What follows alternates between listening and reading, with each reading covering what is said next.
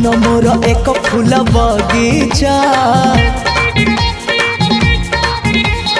मन मोर एक फूल बगीचा पिछे देइछि प्रेम गालीचा चली आस सेई बाटे खोजुछि मु साथी गोटे